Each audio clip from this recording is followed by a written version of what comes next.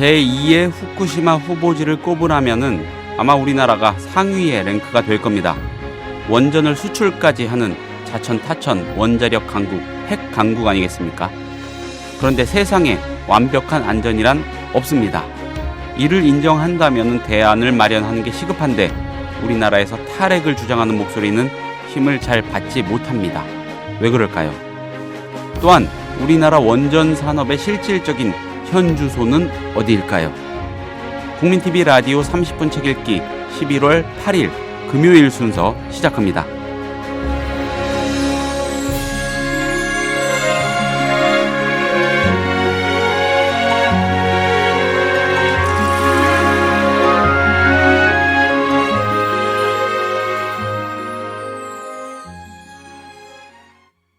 안녕하세요. 30분 책 읽기 김효진 PD입니다. 김익중 동국대 의대 교수, 탈핵 전도사이십니다. 김익중 교수가 최근에 펴낸 한티제가 발간한 한국 탈핵을 가지고 어제 얘기를 나눴었죠. 김익중 교수와 함께요. 한국 탈핵 편 1부였습니다. 어제의 얘기가 주로 이 책의 내용 자체, 일본의 실상 이런 거에 관한 것이었다면은 오늘 2부에서는 우리나라, 우리의 얘기를, 우리 정책에 관한 얘기 등등을 중점적으로 나누어 보려고 합니다. 잠시 뒤에 김익중 교수님을 다시 모십니다.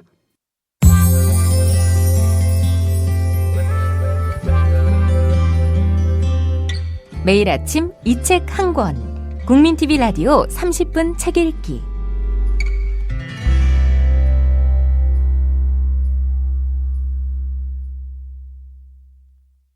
교수님, 어제에 이어서 오늘도 모셨습니다. 예, 안녕하십니까? 예, 안녕하십니까? 어제 얘기는 전초전이었습니다. 예, 이제 좀 더 깊은 우리나라 우리 실상에 관한 얘기를 오늘 좀 나누어 보려고 하는데 역시나 시간이 부족하겠지만은 그래도 오늘도 좋은 말씀을 부탁을 드리겠습니다. 예. 예, 일단 우리나라 원전의 현황.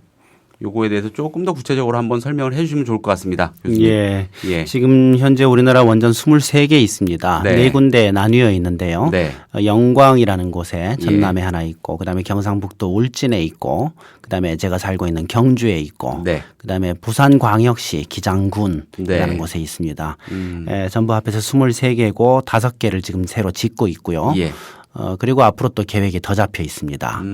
그래서 지금 현재 아마 2, 3년 후에 완공되면 28개가 될 것 같고요. 네. 그리고 계획된 대로 쭉 가면은 40개가 넘어갈 것 같습니다. 그래서 세계적으로 5손가락 안에 드는 강국의 자리를 공고히 그렇죠. 하게 지금 되는 현재 거죠. 4등인데 네. 러시아를 앞서서 우리가 예. 3등이 될 것 같습니다. 네, 참 그리 기뻐할 것만은 아닌 그런 일이겠습니다만은요. 자, 단도직입적으로 여쭙겠습니다. 안전합니까? 아닙니다. 어떤 면에서 안전하지 않습니까? 너무 단도적으로 말씀드려서 죄송한데 안전하지 않다고 저는 보는 게 왜냐하면 그 사이에 우리나라 원전에서 고장 및 사고 횟수가 700회나 됩니다. 그러니까 뭐 많으면 뭐 나온다 이런 얘기 나오잖아요. 예. 그럴 때가 되지 않았냐 그런 생각이 들기도 하고요. 그리고 전에 말씀하신 드린 것처럼 원전 사고는 확률대로 일어났습니다. 네, 지금 어제 개수가, 말씀해 주신. 예. 이게 지금 개수가 계속 많아지고 있고 이미 많은데 네. 그래서 확률은 지금 증가하고 있다. 예. 이렇게 보고 있는 거죠. 거기다가 지금 우리나라는 특히 조금 더 위험하지 않냐 이렇게 생각되는데 나중에 얘기가 되겠지 모르겠지만 그 원전 비리 문제가 또 있기 때문에 그렇죠. 더 위험하지 않냐 이렇게 보고 있습니다. 예, 그 말씀 꺼내신 김에 좀 해 주시죠. 예, 일단 비리 사태. 예. 사실 불안을 가중시키고 있습니다. 예, 정말 이건 천인공노할 일이죠. 예. 사고가 나면 국민 전체가 어려움에 빠지는 게 뻔한데. 그렇죠. 거기에 지금 시험 성적서 위조해서 예. 부품하고 중고 부품 납품하고 또 심지어 훔친 부품 납품하고 작물을. 예, 그리고 집어 넣을 때마다 돈 받고 납품 받고 예. 그 돈 받은 사람들이 그냥 밑에 있는 과장, 계장 이런 사람들이 아니고 네. 한수원 사장까지 연루가 되고 거기다가 직영부 차관, 장관까지 지금 조사를 받고 있는 상황 아닙니까? 네. 이런 뿌리 깊은 그런 비리는 전 세계에서 유례를 찾아보기 힘들 겁니다. 제가 궁금한 것은요. 잘 모르는 사람 입장에서 궁금한 것은 그 터져 나온 비리 사태들 예. 그게 그 원전의 안전과 아주 직결되는 것들입니다. 그럼요. 직결되는 것들이죠. 지금 한두 가지 정도 사례를 좀 이제 그 케이블 얘기를 좀 해보면요. 예. 지금 원자력 발전소 안에는 그 제어 케이블들이 굉장히 많이 필요합니다. 네. 200km 정도 들어간다고 그래요. 그 케이블이. 예. 근데 그 케이블들이 비상사태 때도 그 기능을 하고 있어야 되거든요. 네. 온도가 뭐 이렇게 몇백 도 올라가더라도 예. 그 케이블이 아무 이상 없이 그게 이제 전달이 돼야 그래야 원전을 이제 조종을 할 수 있을 거 아닙니까? 근데 그 케이블이 그런 그 어려운 환경에서도 견딜 수 있는 시험을 하게 돼 있어요. 그걸 이제 로카 시험이라고 하는데 이 로카 시험에서 불합격됐습니다. 근데 시험 성적서를 위조해서 합격한 것처럼 이렇게 해놓고 납품이 된 거죠. 그래서 그 200km에 가까운 케이블을 지금 꺼내고 있잖아요.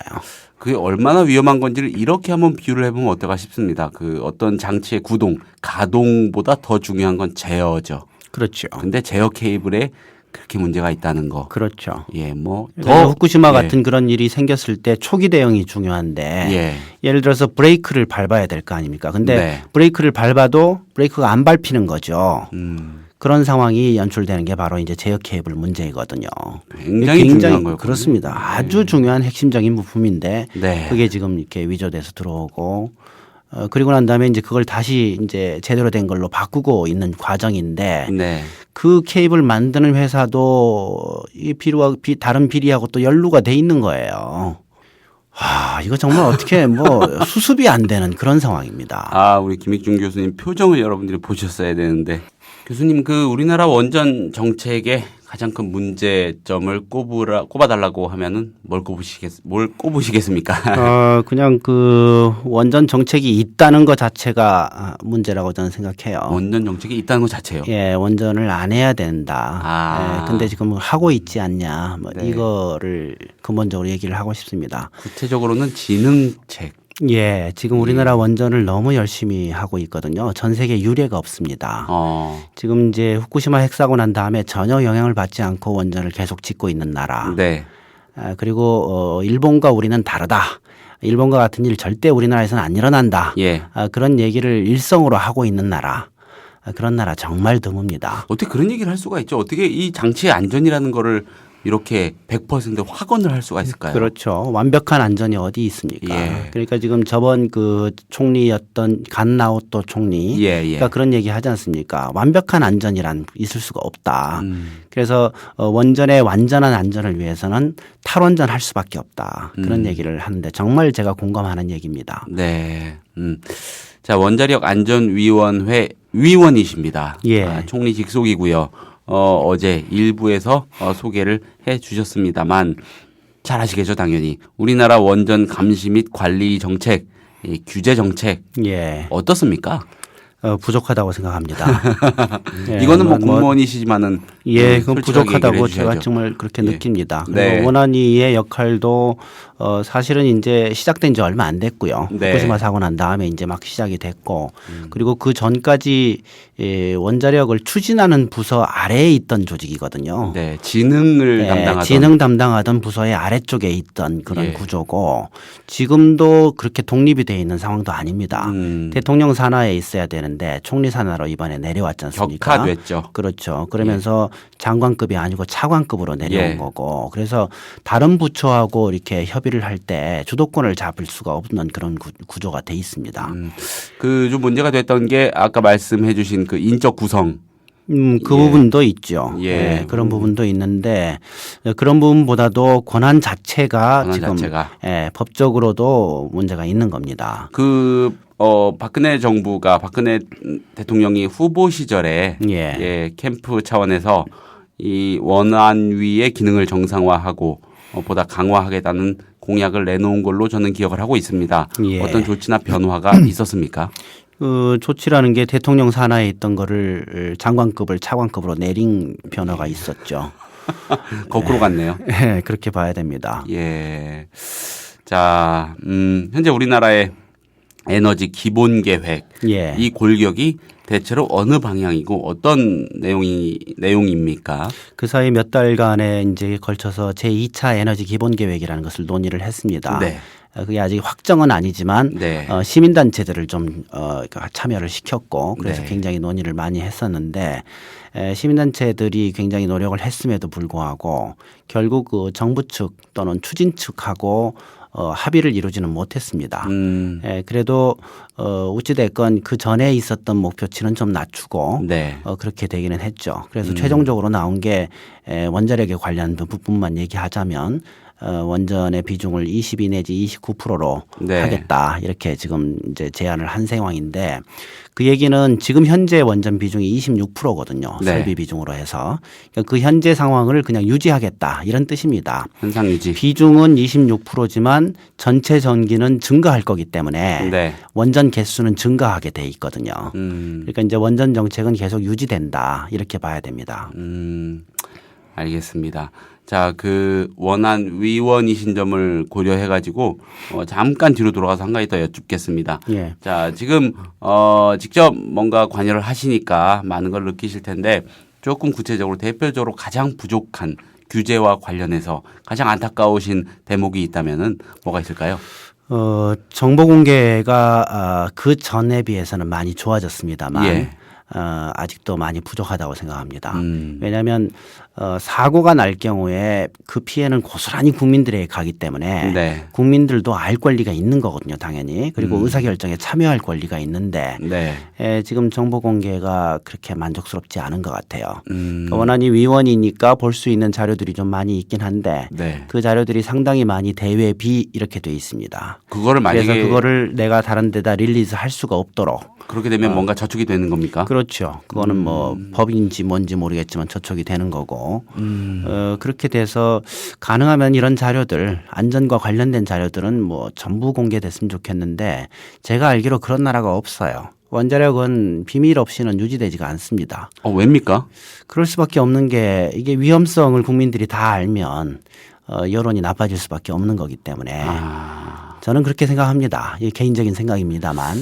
그래서 비밀이 좀 유지가 돼야 유지가 가능한 그런 산업 아니냐 그런 생각을 좀 하죠. 대표적인 예를 좀 들면 네. 예를 들어서 아랍에미리트에 이제 원전 수출을 했지 않습니까? 저번 정권 때. 네. 근데 그 수출 계약이 어떤 조건에서 재계약이 됐는지 전혀 릴리즈가 안 된단 말이죠. 국회의원들이 국감 때 내놓으라고 해도 안 나온다는 거죠. 그냥 안 내놓고 버티는 겁니까? 그렇죠. 그냥 안 내놓는 겁니다. 그러니까 얼마에 어떤 조건으로 이렇게 수출을 했냐 이런 예. 것들이 안 나오는 겁니다. 그 얘기는 이제 뭔가 뒤에 굉장히 복잡한 계산들이 있다라는 거고 그것들이 나왔을 때 여론에 굉장히 좋지 않은 영향을 미칠 거다라고 짐작할 수 있는 거죠. 네, 알겠습니다. 어제 일부에서 살짝 언급을 해 주셨습니다. 이 탈핵을 위한 전제 조건 결국 대안이겠죠. 예. 여러 측면에서 짚어 주셨는데 특히 그 전력 수요, 또 효율 관리 등등에 관한 측면에서 시도가 사실상 없었다고 말씀을 해 주셨거든요. 예. 예, 이 탈핵에 대한 의지가 얼마나 없는 나라인지 예. 그걸 보여주는 것 같은데 그 얘기를 오늘은 좀 더 구체적으로 해 주시죠. 예. 지금 우리나라의 이제 전기 문제가 사실 굉장히 심각합니다. 네. 첫 번째 문제는 전기 수요가 너무 급작스럽게 계속해서 증가하고 있다는 겁니다. 네. 전 세계가 그러고 있냐 하면 그렇지 않거든요. 네. 선진국들은 대개 한 5, 6년 전부터 전기 수요가 늘질 않습니다. 그 자리에 그만이 있거나 아니면 조금 줄고 있거나 네. 이런 상황이거든요. 근데 우리나라는 계속해서 전기 수요가 증가하고 있습니다. 이렇게 되면 이제 밑빠진 독이 되는 거죠. 그래서 사실 우리나라가 원전 정부가 짓고 싶은 대로 다 지었잖아요. 그리고 석탄 화력도 짓고 싶은 대로 다 지었잖아요. 네. 그런데도 전기가 모자라서 쩔쩔거리고 있는 거죠. 저는 이게 이제 당뇨병이다. 이렇게 당뇨병. 얘기를 해요. 합병증을 그렇죠. 수반하는. 당뇨병이라는 게 이제 너무 많은 에너지를 섭취하고 많은 에너지들이 소변으로 나가버리고 예. 에너지가 낭비되는 그런 병인데 지금 우리나라 지금 전기가 딱 그런 사정 아니냐 그렇게 보이거든요. 그래서 지금 탈원전을 얘기하기 전에 우선 수요 관리부터 해야 됩니다. 네. 독일 같은 경우에 탈원전 결정했지 않습니까? 네. 그래서 지금 갖고 있던 17개 원전 중에서 9개 닫아버렸고 8개는 차츰 닫겠다 이렇게 해서 계획을 세워놨는데 네. 그게 가능한 이유가 전기 수요가 증가하지 않는 겁니다. 오히려 조금씩 줄고 있는 거죠.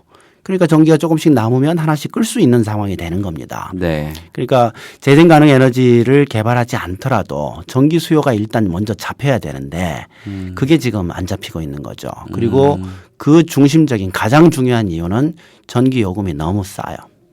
제일 중요한 이유입니다. 전기 요금이 싸다 보니까 오히려 외국에서 전기 많이 쓰는 기업들이 막 들어옵니다.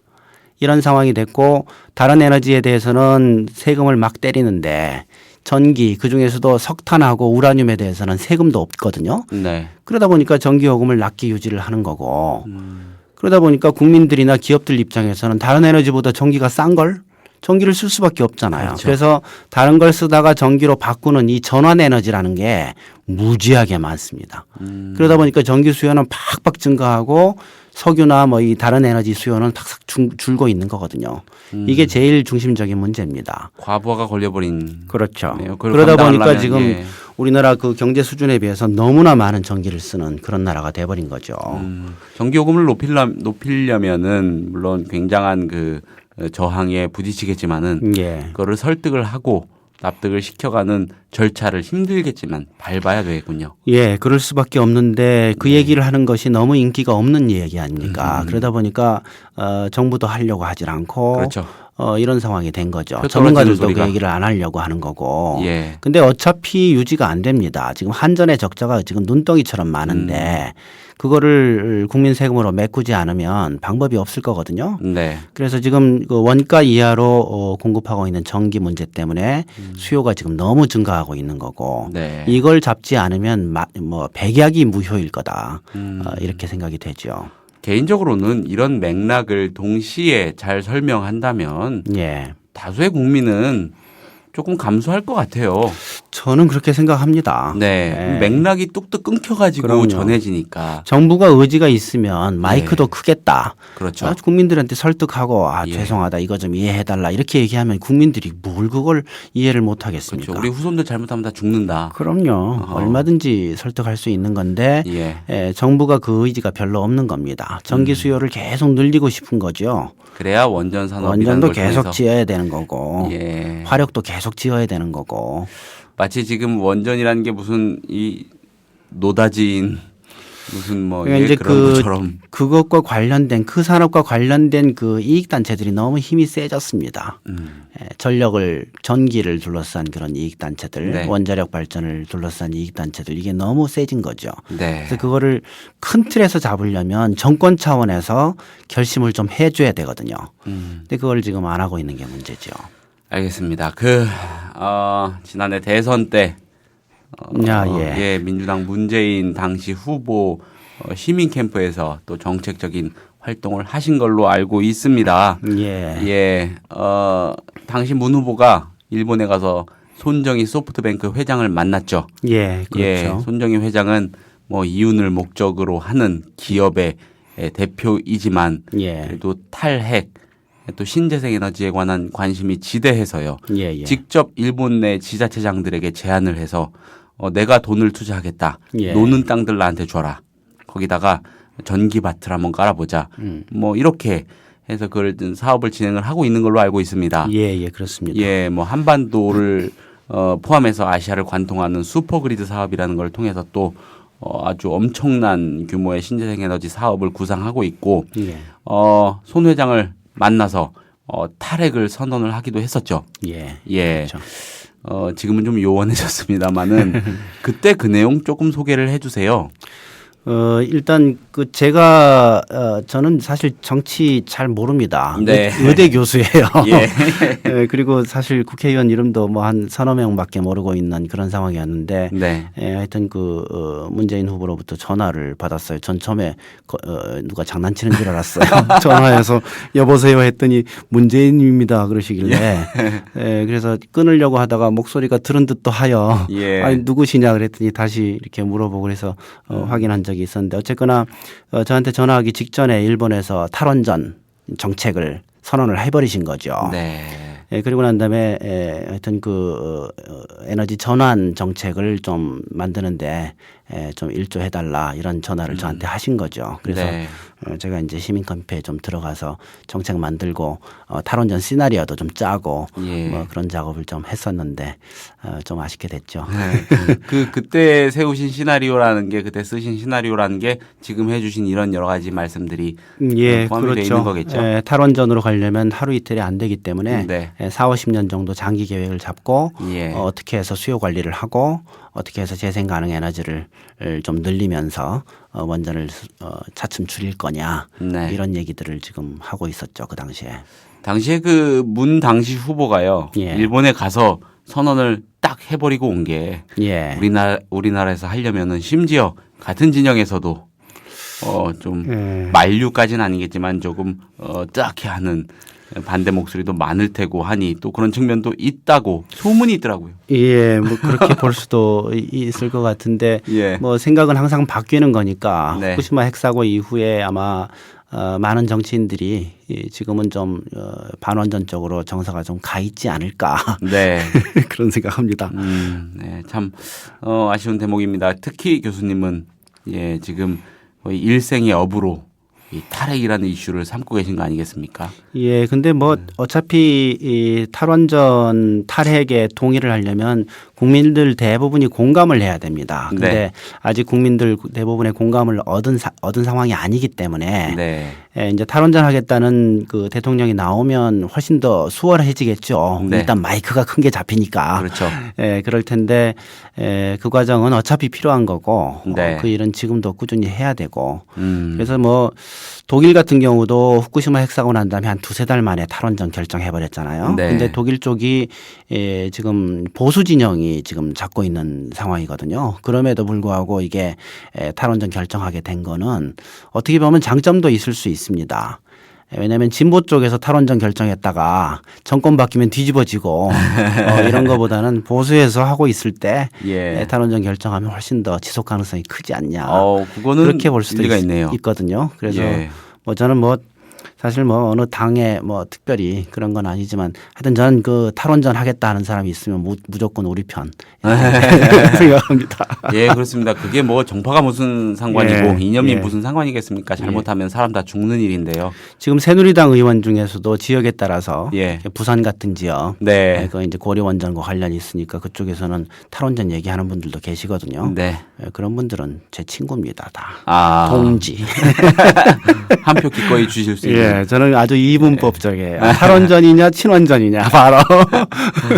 자, 여러분 지금 의학 전공이시지만 원자력 전문인 김익중 교수님과 함께 하고 계십니다. 자, 이제 시간이 거의 다 됐습니다. 한두 말씀만 더 드려야 될 것 같은데 뭐 콕 집어서 이런 말씀 들려달라 저런 말씀 들려달라 하는 건 아닌 것 같고 이 책하고 관련해서든 뭐 어떤 맥락에서는 좋으니 이 청취자들에게 당부의 얘기 하실 게 있다면 부탁을 드립니다. 좀 길게 하셔도 될 것 같습니다. 예. 제가 꼭 드리고 싶은 말씀은 네. 탈원전이 가능하다라는 거고 예. 그 탈원전 하는 방법은 아주 쉽다라는 겁니다. 예. 왜냐하면 전 세계가 탈원전으로 이미 가고 있더라고요. 제가 또 몰랐는데. 네. 예를 들어서 유럽 같은 경우에는 지난 25년 동안 원전 50개를 줄였어요. 네. 사양 산업인 겁니다. 미국도 90년도에 좀 있다가 좀 줄었고 네. 그 상태로 지금 유지되고 있는데 미국도 30년간 원전 한 개도 안 지었습니다. 그러니까 지금 원전을 짓고 있는 나라들은 아시아에 있는 개도국들밖에 없는데 한국이 대표 주자고 그다음에 중국이 짓고 있고 그다음에 인도가 좀 짓고 있는데 네. 지금 전 세계 원전 개수는 줄고 있어요. 선진국이 계속 줄이기 때문에. 네. 그래서 원자력은 사양 산업입니다. 전 세계적으로 보면. 그리고 선진국일수록 재생 가능 에너지 많이 만듭니다. 네. 예를 들어서 풍력, 태양광 이런 걸 가지고 통계를 내보면 전 세계에서 재생 가능 에너지가 만드는 전기가 20%입니다. 네. 그리고 전 세계에서 원자력이 만드는 전기가 11%입니다. 원자력보다 2배의 전기를 전 세계에서 재생 가능으로 만드는 겁니다. 근데 우리나라는 원자력 30%죠. 재생 가능 에너지는 0.5%입니다. 전 세계 꼴찌예요. 역행하고 있다는 말씀. 전 세계 꼴찌예요. 그래서 예. 사실 탈원전 하려고 우리가 크게 결심할 필요도 없어요. 원자력은 50년, 60년 지나면요. 전 세계에서 아무도 안 하게 됩니다. 뻔합니다. 지금 트렌드를 보면 그래요. 그리고 그거는 제가 책에서 자세히 설명을 드렸습니다. 네. 그래서 이 사양 산업인 원자력을 그냥 잡고 있지 말자. 전 세계 트렌드가 지금 재생 가능 에너지 쪽으로 가고 있고, 그리고 전기 수요 관리만 다른 나라처럼 잘 하면 네. 얼마든지 우리도 갈 수 있다. 그래서 탈원전이 불가능할 것처럼 생각하는 국민들이 많으신데 그건 교과서가 잘못 가르쳐서 그렇거든요. 네. 그거를 그걸 이제 넘어서서 지금 전 세계 트렌드를 봐야 된다. 그리고 그 트렌드를 따라가면 우리도 탈핵이 이미 돼 있을 거다. 예, 그 얘기를 꼭 좀 드리고 싶습니다. 알겠습니다. 잘못된 교과서 대신 김익중 교수가 쓰신 한국 탈핵에 관심을 가져보시는 게 좋겠습니다. 예. 자, 교수님, 이틀에 걸쳐서 좋은 말씀 감사합니다. 예, 잘 고맙습니다. 들었습니다. 앞으로도 많은 노력을 부탁드리겠습니다. 예, 고맙습니다. 예. 국민TV 미디어 협동조합 조합원에게만 드리는 혜택. 당신의 영어 실력, 이제 원스톱 잉글리쉬가 해결해드립니다. 창의적이고 뛰어난 발성의 영어회화 학습 사이트 원스톱 잉글리쉬. 영어 표현을 암기시켜주는 동영상과 상황별, 주제별, 문법 패턴 표현을 검색하고 듣고 영작도 할 수 있는 영어 학습 포탈 원스톱 잉글리쉬. 주소창에 onestopeng.com. 국민TV 조합원이 되시면 영어학습 콘텐츠를 3개월간 무료로 이용할 수 있는 혜택을 드립니다. 자세한 내용은 국민TV 홈페이지를 참고해주세요.